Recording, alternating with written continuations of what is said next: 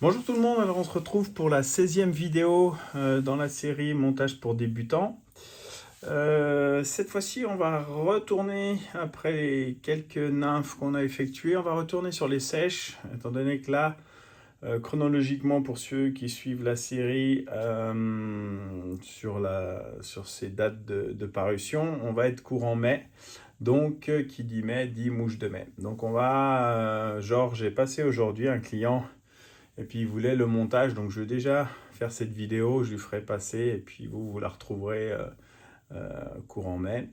Donc on va travailler une sèche, un modèle classique de mouche de mai. On pourra faire plus tard les versions nymphes, ça peut être envisageable aussi.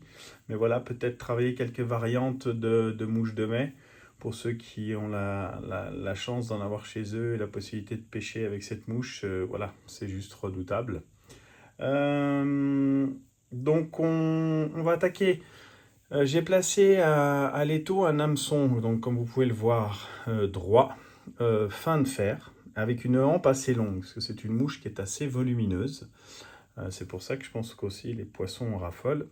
Donc là, on est quasiment, on pourrait dire, sur les tailles d'hameçon pour pêcher au streamer, hein. Voilà. Sauf que là, c'est vraiment fin de fer, donc c'est vraiment adapté au montage d'une sèche. On va travailler du dubbing, on va travailler du CDC, du chevreuil, une collerette en lièvre. C'est assez une mouche vraiment aboutie dans le sens où vous allez pouvoir, sur cette même mouche, travailler plusieurs techniques. Donc ça va être intéressant. Alors on commence fil de montage marron. Là, sauf erreur, ça doit être du 6-0. Si vous avez autre chose, vous faites en fonction. Euh, donc on fait un sous-corps classique. On va aller à la courbure. Ici, on s'arrête. On va fixer des sabres de faisan. Donc mettez-en quelques-uns pour effectuer les cercles. Voilà, on ne va pas mettre pile le nombre exact, mais voilà, mettez 4-5, histoire que ça fasse quand même un peu de volume. Ils vont pas tenir bien longtemps en fonction de si les poissons sautent sur votre mouche à une vitesse. Voilà, ça va vite être détérioré, mais voilà, c'est pas grave. On en met quelques-uns, donc on les met assez longs.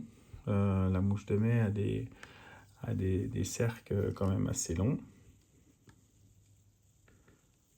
Voilà. On va attacher un peu plus pour fixer correctement. On enlève. On va surtout ensuite fixer, pas oublier. Là, c'est de l'uniflex. Vous pouvez utiliser notre matériau, ce que vous avez. Moi, j'aime bien, c'est qu'on peut les tirer.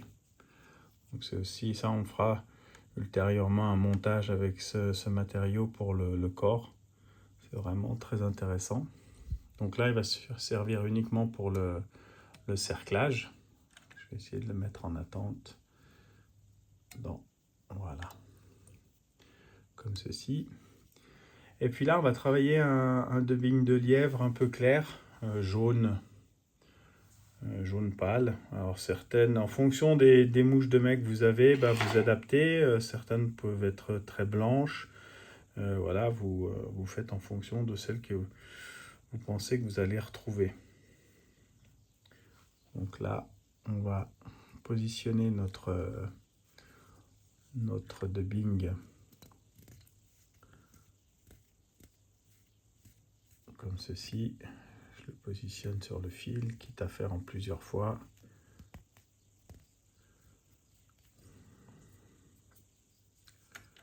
Voilà, on fait coulisser tout l'ensemble et on serre de nouveau.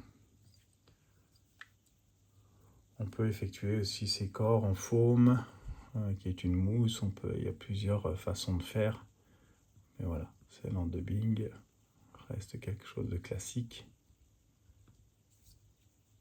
Là, on va réitérer l'opération.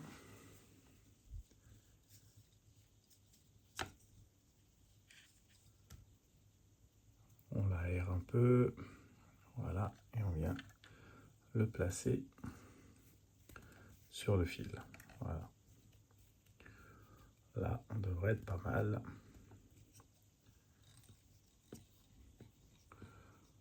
Voilà, avoir quelque chose d'assez conique quand même. On va bien penser à le serrer.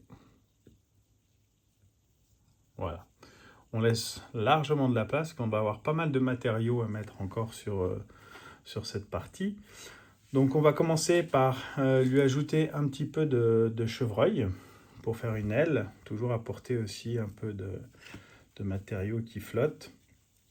Étant donné que c'est une mouche quand même, comme on a vu, assez volumineuse.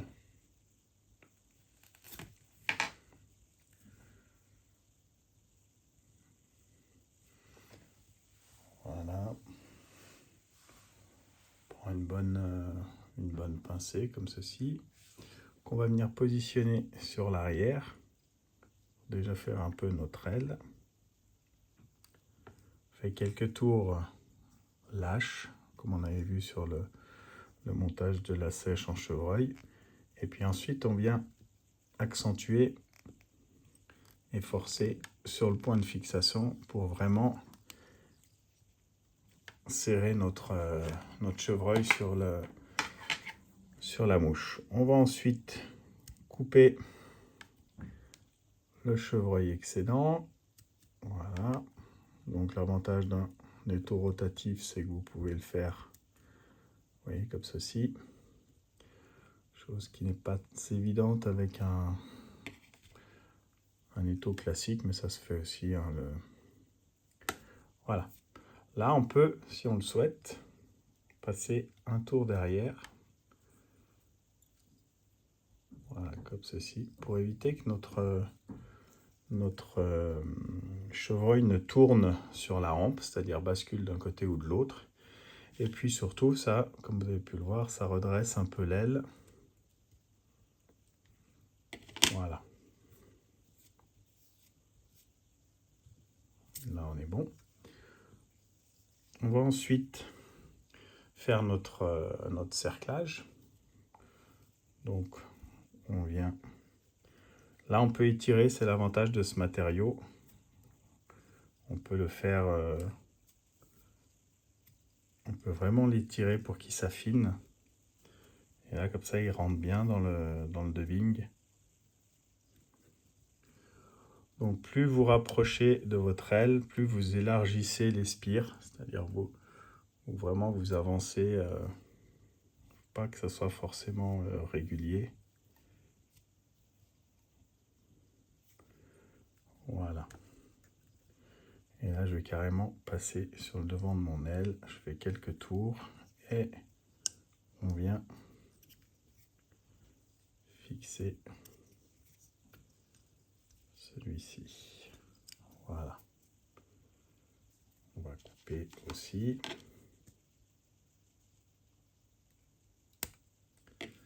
Voilà. Tac. On a une première partie de notre aile. On a notre corps. On va ensuite placer un peu de CDC que je vais placer à l'intérieur d'une pince. 3-4 plumes les unes sur les autres pour justement accentuer le volume d'un coup. Avec des ciseaux, j'ai coupé. Je vais récupérer mon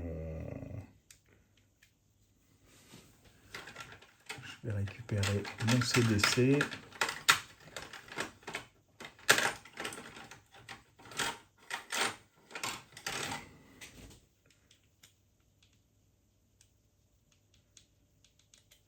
Voilà, afin de le placer comme ceci. Je vais former une boucle à dubbing. Voilà, juste je regarde par rapport à la taille. Je viens resserrer cette même boucle et je me remets dans la position. Ensuite, je vais me munir de mon twister comme ceci. Mais là, moi, je vais accrocher. Après, vous pouvez accrocher les deux. Moi, j'accroche qu'un crochet pour avoir une boucle beaucoup plus serrée. vous voyez, et qui va faire que ça va tout de suite placer notre CDC correctement. Et là, je viens à travers, venir positionner mon CDC et le régler afin qu'il dépasse légèrement. Voilà. Et puis là, je vais le twister.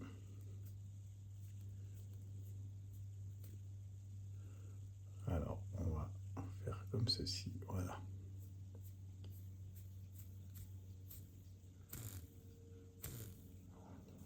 Voilà.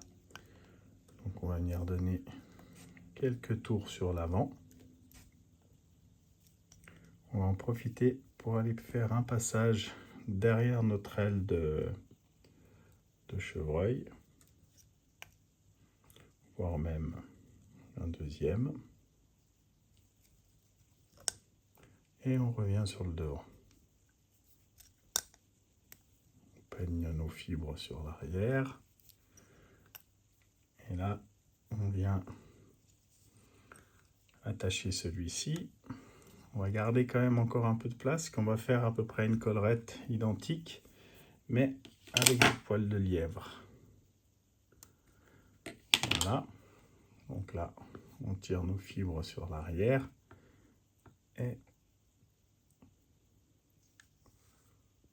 voilà, on dégage bien. Et là, on a quelque chose d'assez volumineux. Notre aile, du CDC, ces deux matériaux vont apporter déjà un peu de flottabilité. Et on va accentuer ceci, et pour imiter un peu les pattes et autres, les ailes, avec une collerette en lièvre. Donc pour le lièvre, on va procéder de la même manière. On va effectuer une boucle à dubbing. Voilà. Donc vous avez vu, je fais 2 tours, je passe derrière pour vraiment serrer ma boucle ici. On va faire la même chose, je ne vais pas prendre les 2 crochets, je vais en prendre seulement un seul, comme ceci. Je le laisse en attente. Voilà, donc ça s'en mêle tout. Je vais prélever sur ma peau de lièvre, je vais prélever quelques poils. Donc je vais vous faire voir. Donc comme ceci. On va bien sûr retirer toute la partie bourre. Voilà. On prend. Parce qu'en fait, c'est toute une partie qui va être à l'inverse de faire flotter, qui va vous faire couler votre sèche.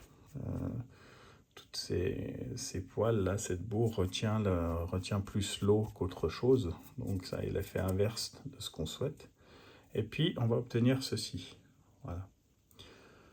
Donc on va ensuite placer ce toupet de lièvre à l'intérieur de notre boucle. Ouais, bon, le problème c'est qu'elle est tellement affinée par le seul crochet, j'ai du mal à la récupérer. Ça y est.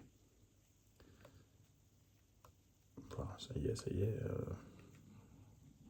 Voilà. Hop, je la place à l'intérieur, ça va la coincer. Je vais essayer de vous mettre un peu plus haut, ça vous allez pouvoir voir. Voilà. Et là, je vais un peu la répartir sur la longueur, voilà, ce qu'on veut comme collerette, et puis surtout un peu sur la hauteur, l'affiner un peu, afin que quand je vais la twister, voilà, là ça va être toute la partie, moi je vais conserver cette partie gauche ici, mais il va falloir que je coupe la partie ici qu'on n'aura pas besoin, il y avait la bourre, et là je vous conseille, c'est de prendre des grands ciseaux. Voilà, comme ça on coupe d'un coup. On va venir placer nos poils, on les tapote un peu comme ceci pour les mettre à ras notre fil. Voilà. Hop. Et là on tend bien et on va twister. Voilà, afin de les emprisonner et former notre notre collerette.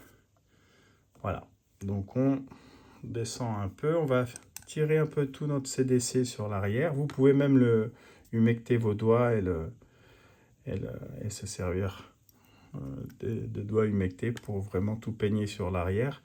Et là également notre lièvre aussi, à chaque tour qu'on va effectuer, vous voyez, je le rabats sur l'arrière afin de vraiment faire une collerette. Voilà.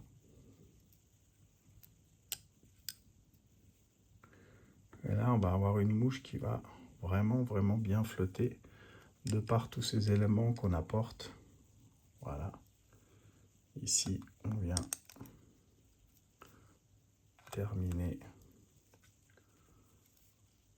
notre mouche. Alors, on peut laisser, on pourrait laisser toute cette partie avant qui imiterait les pattes. Nous, on va faire un peu de nettoyage, forcément. Mais on pourrait vraiment y laisser.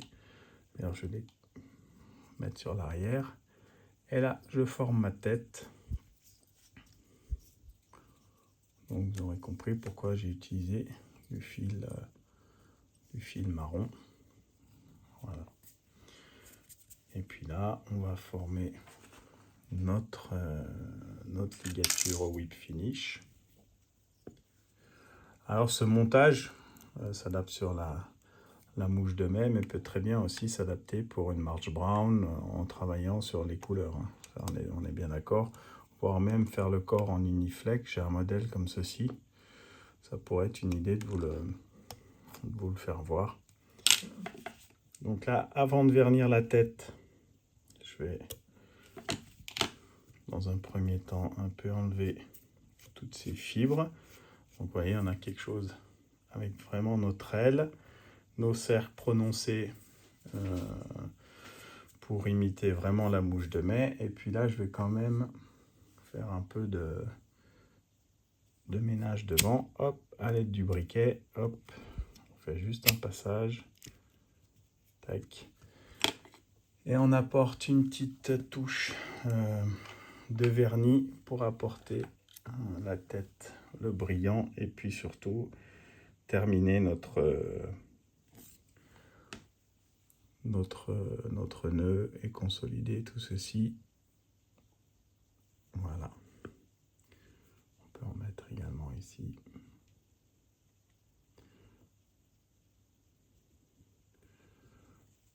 Voilà. On polymérise la tête.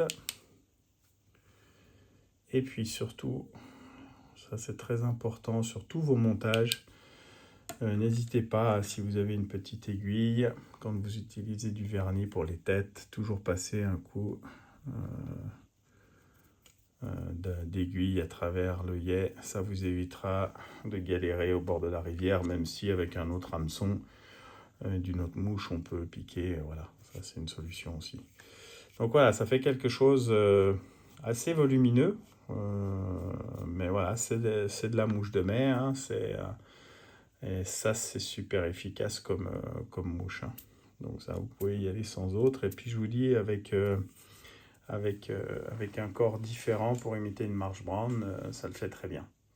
Donc voilà, bah écoutez, j'espère que ce montage vous aura plu. Il est un peu plus compliqué que certains, parce que là il y a vraiment des proportions à respecter afin de pouvoir caser un peu tous ces matériaux. Mais voilà, c'est une mouche très prenante, comme je vous l'ai dit. Et puis surtout, c'est voilà, la base de notre pêche. C'est vraiment cette mouche-là, et vraiment, je parle de l'insecte, hein, est vraiment quelque chose quand les poissons sont dessus, c'est vraiment extraordinaire, quoi. Donc voilà, bah écoutez, j'espère que cette vidéo vous aura appris comment la monter, et puis surtout qu'elle vous fera prendre plein de poissons au bord de l'eau, pardon. Et puis n'hésitez pas à liker, partager. Et puis on se retrouve la semaine prochaine pour une prochaine vidéo. Et au plaisir, merci.